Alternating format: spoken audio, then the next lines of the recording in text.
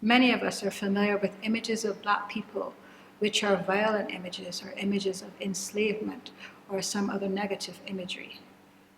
The black presence, activism, and agency in a different age gives us the opportunity to explore other images of black persons from around that time and shows how they were activists, how they were wealthy, and how they were in charge of their own destiny and how they aided the positive destiny of others. Join us as we explore this exhibition with Father Charles Currid Reynolds, and we talk about some of these images and how they affect how we view ourselves and our history. So, speaking of these gentlemen who like to get in the ring and do things, we move from fencing to boxing now. We're going to talk a little bit about Bill Richmond, who I gather was a boxer of some repute and who made quite a name for himself. Yes. He was very famous in Georgian England. He'd been born and brought up in New York State while it was still a British colony. He'd sided with the British during the American Rebellion and went back to England. Had to run away to England. And where his name Richmond comes from is he followed the Duke of Richmond. Oh. And here we see him as a finely dressed gentleman, with those very typical great sort of lamb chop sideburns of the 1820s. And first of all, the Duke gave him the education of becoming a cabinet maker, which was a very skilled profession. I mean, the cabinet making called for a lot of design as well as carpentry.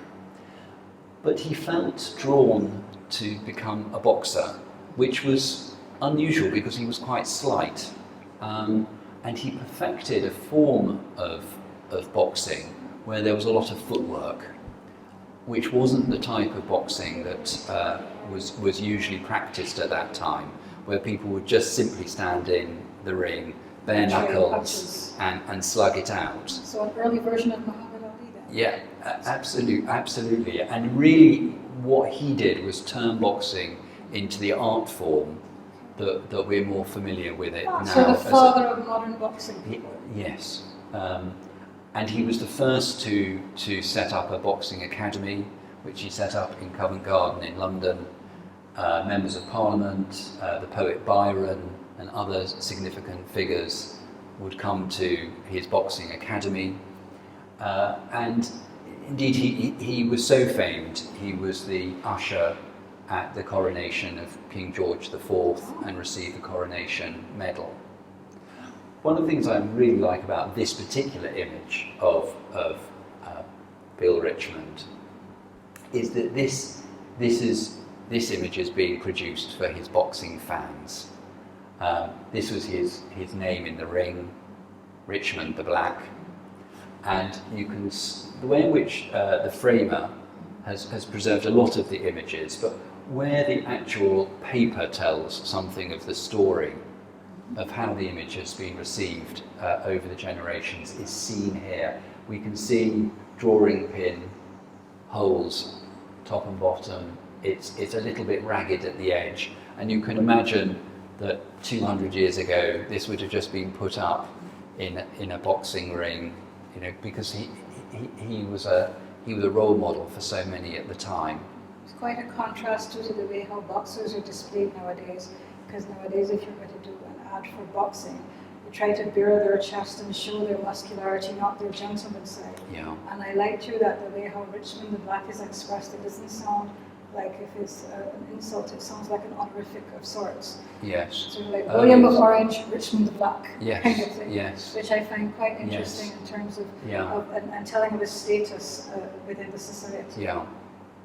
Well, we can see him bare-chested. Oh yes. Here in this image of him, and although it doesn't have his name, we can tell it is him because here is Richmond Castle in Yorkshire in the background. So it's quite a subtle way of declaring who he is, and it's more of a caricature, but it shows the appeal of someone like him from high society, from royalty, members of parliament, to this much more popular form of print. Whereas you can see he's the main character, he's the one facing us. I find it interesting too that this image is a lot more colourful than some of the ones that we've looked at otherwise Yeah. today. Is this a particular type of... Well, this has been hand coloured with something similar to watercolour. Ah. So this is how many more popular prints would have been produced to make them a little more commercial.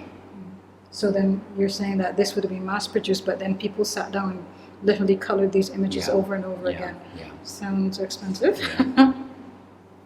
Thank you for joining us as we examined and explored the Black presence, activism and agency in another age. If you want to see more of these pictures, learn more about these people, or see some of the other things we have up on our walls in this exhibition, come join us at the Barbados Museum and Historical Society. We look forward to meeting you.